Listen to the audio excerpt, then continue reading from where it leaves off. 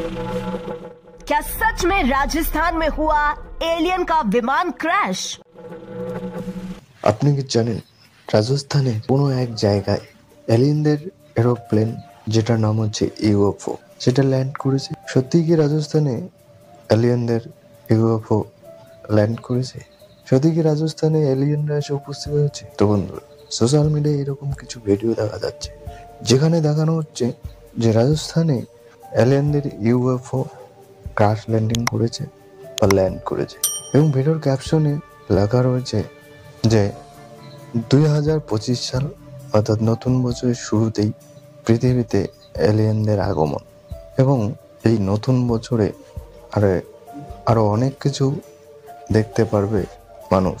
ঠিক অপরদিকে আরেকটি ভিডিওতে দেখানো হয়েছে এলিয়েনদের বিমান ইউএফও রাজস্থানের কোনো এক জায়গায় ক্রাশ ল্যান্ডিং করেছে, এবং সেটাকে ইনভেস্টিগেশন অফিসারদের দ্বারা ব্যান করা হয়েছে।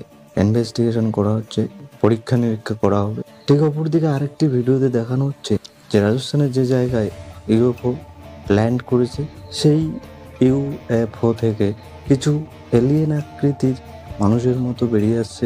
তাদেরকে আটক করা রয়েছে এবং তাদেরকে ল্যাবের মধ্যে নিয়ে যাওয়া হয়েছে পরীক্ষা নিরীক্ষা ও রিসার্চ করার জন্য।